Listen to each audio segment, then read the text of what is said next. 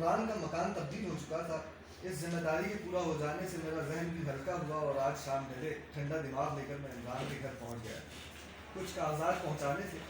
मैंने सोचा था इस बहाने मुलाकात भी हो जाएगी और मिल बैठ कर चार बातें भी हो जाएंगी, तो गए दिनों की थकान भी जाती रहेगी, जो एक हफ्ते की मुसलसल फारी के बाद बुरी तरह हम सब पर सवार थी। फिर ताज़ेदम होकर वापस आए हम। ऐसा ही हुआ, हम कुछ देर बैठे, पहले तो चाय पी ली, फिर खाना खा लिया और 10-12 सिगरेट भी पी लिए। इमरान का भाई सैफी भी बहुत अच्छी बातें कर रहा था। खाना खा चुकने के बाद कुछ देर बैठ लिए तो इमरान से कहकर निकल आया।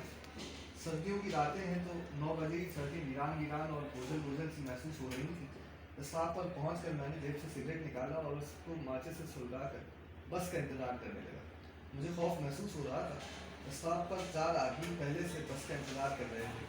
उनमें से एक की दाढ़ी बढ़ी हुई थी और वो कुछ खतरनाक से दिखाई पड़ रहा था। मुझे बुरे ख्यालात आने लगे। इतने में एक रिक्शे वाला मेरे लिए रुका। मैंने जल्दी से जहन में हिसाब लगाया कि इस वक्त मेरी जेब में 75 रुपये मौजूद हैं, जिनमें से मुझे 20 रुपये में ये रिक्शा ऐसी जगह उतार देगा जहाँ मैं 50 रुपये दूसरे रिक्शे वाले को देकर अपने घर के दरवाजे तक जा सकूँगा। लिहाजा अगर मैं बस का इंतजार किए बगैर भी रिक्शे में बैठ जाऊँ तो भी घर पहुँच सकता हूँ। जहन में फैसला करने के बाद मैंने रिक्शे वाले की तरफ देखा। वो भी सवालिया नजरों से मेरी तरफ देख रहा था। इसी लम्हे अचानक मुझे ख्याल आया कि मैं जलता सिगरेट लेकर रिक्शे में कहाँ बैठूंगा। ये ख्याल आते ही मैंने रिक्शे वाले को हाथ से जाने का इशारा किया और फिर खुद सोचने लगा कि सिगरेट तो मैं बुझा नहीं सकता था। रिक्शे में चला जाता तो आधे वक्त में घर पहुंच जाता और बस की कोफ्ती ना उठानी पड़ती। ये लोग तो अल्लाह जाने कब तक बस के इंतजार में सुनसान सड़क पर खड़े रहें। मुझे इस रिक्शे ही में चले जाना चाहिए था। फिर मैंने सोचा कि वैसे वो रिक्शे वाला हुल्के और तेवर से बदमाश मालूम हो रहा था। अच्छा ही हुआ कि उसके साथ ना बैठा। जब मुझे ये बुरा ख्याल आ रहा था उसी वक्त सामने बस आके रुकी। 3 आदमी उसमें सवार हो गए और मैं भी सोच ही रहा था कि कंडक्टर ने मुझे जल्दी सवार होने को कहा। इसी वक्त मैंने कंडक्टर को देखा और मुझे इस बारे में भी बुरे ख्यालात आने लगे। क्या मैं बात। अभी कोई फैसला लेता उससे पहले ही बस जा चुकी थी। अब बस स्टॉप पर मैं रह गया और वो आदमी जिसकी दाढ़ी बढ़ी हुई थी। मुझे इन बुरे ख्यालात की वजह से अक्सर खिफत उठानी पड़ी है। गुजरे हफ्ते की एक ऐसी ही धीमी रात को मैंने इस हफ्ते में बुरे ख्यालात की तीसरी कलाबाजी देखी। क्या बात है। इमरान और सैफी के घर जाते हुए मेरी कैफियत अक्सर ऐसी ही हुआ करती है। इमरान और सैफी के घर से जाते हुए मेरी कैफियत अक्सर ऐसी ही हुआ करती है। उस दिन भी मैं इमरान के घर से निकल कर 7 स्टॉप तक आए। मैं और इमरान निकल कर घर से 7 स्टॉप तक आए। वहाँ उसका एक दोस्त पुलिस की वर्दी में उसका इंतजार कर रहा था। इमरान उसके साथ वहाँ से चला गया और मैं सड़क पर खड़ा रिक्शे का इंतजार करने लगा। इतने में एक लड़का भागता हुआ मेरे पास आया और कहने लगा कि वहाँ पेट्रोल पंप के पास साहब आपको बुला रहे हैं। पहले तो मुझे उस लड़के के बारे में बुरा ख्याल आता है कि अल्लाह जाने कौन है और मुझसे क्या चाहता है। फिर जब मैं वहाँ गया तो जहाँ वो कह रहा था उसका साहब मुझे बुला रहा है, तो मैंने देखा कि 3 मुस्तंदे बैठे पानी की छोटी बोतलों में कुछ पी रहे हैं। क्या मेरी बात। नाक बिल्कुल इसी तरह बंद थी जैसा आ गई। दरमियान वाले में काटन की क्या सफेद बात। सलवार क्या कमीज बात और है। काली खेड़ियाँ पहनी हुई थी। उसकी मुझसे घनी और चेहरा गोल था। यही उनका साहब था और अब मुझे उसके बारे में पूरे ख्यालात आ रहे थे। उसने मुझसे पूछा कि भाई ये जो वर्दी वाले दोस्त यहाँ आप लोगों का इंतजार कर रहे थे वापस आएंगे क्या।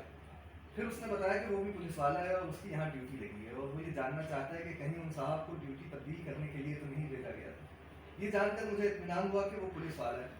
मैंने उसके करीब जाकर उसको बताया कि मुझे कोई अंदाज़ा नहीं इस बारे में। वो साहब दरअसल मेरे दोस्त के दोस्त थे, लिहाजा मुझे कुछ ज़्यादा नहीं मालूम। फिर मुझे अंदाज़ा हुआ कि वो मेरे अंगारों की तरह लाल आंखों और नीले पड़ते हुए होंठों को भाग गया है। मैंने अचानक अपने आप को संभालना चाहा तो उसने मुझसे कहा कि आपकी तबीयत खराब मालूम हो रही है, यहाँ बैठे। लेकिन मैं उससे ये कहकर रिक्शे में बैठने के लिए सड़क की तरफ बढ़ गया कि नहीं मैं बिल्कुल ठीक हूँ और जल्दी में। उसके बाद पूरे रास्ते मुझे बुरे ख्यालात आते रहे। कभी इमरान के उस वर्दी वाले दोस्त के बारे में, कभी उस लड़के के बारे में जो मुझे बुलाने आया था, कभी उसके साहब के बारे में और कभी रिक्शे वाले के बारे में। अभी मैं पूरे ख्यालात की तीसरी कलाबाजी के बारे में सोच ही रहा था कि ये बस आ गई जिसमें बैठने की जगह भी मिल गई और आपका साथ भी। देखिए अब मैं इतनी देर से आपके साथ बातें कर रहा हूँ तो मुझे बुरे ख्याल नहीं आ रहे, जबकि बस में एक आदमी मुझे मशहूर नज़रों से देख रहा है। बस वाले ने कंडक्टर का इंतजार किए बगैर ही गाड़ी आगे बढ़ा दी और कंडक्टर बस के पीछे दौड़ रहा है। लेकिन मुझे इनमें से किसी के बारे में बुरे ख्यालात नहीं आ रहे, ना आपके बारे में। आपके बाल भी तो गुंगीले हैं, लेकिन अब मैं बहुत पुरसुकून होकर बस में बजते हुए लोकगीत का मजा ले रहा हूँ।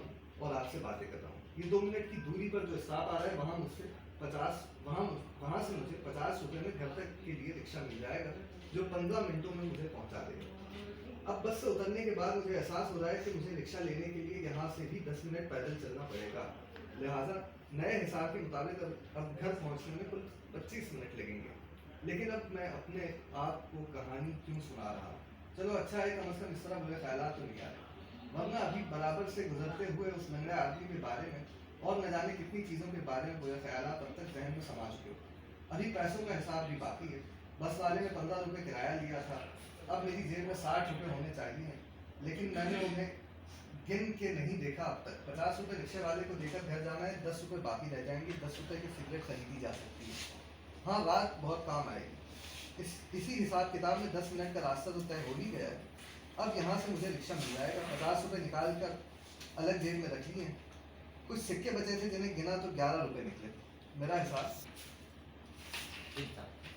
ठीक था। सामने केबिन से सिगरेट खरीदे, 11 रुपये के 3 सिगरेट बुरे नहीं थे। एक सुलगा लिया और 2 जेब में महफूज कर लिए। रिक्शे वाले से किराया 50 रुपये ही तय हुआ। मेरा हिसाब ठीक। भाई दरवाज़ा खोलकर सलाम करता है और मैं अंदर आकर अपने जूते उतारने में लग जाता हूँ। जल्दी जल्दी जूते उतार कर अपने कमरे की तरफ भागता हूँ और अंदर जाकर दरवाज़ा अपने पीछे बंद कर देता हूँ। एक मोज़ा वहीं कमरे के दरवाजे के पास उतारता हूँ और दूसरा वॉशरूम के दरवाजे के पास। अब मैं वॉशरूम में खड़ा अपनी पतलून का बेल्ट खोल रहा हूँ और ये सोच रहा हूँ कि बुरे ख्यालात को यहाँ बहा देना चाहिए।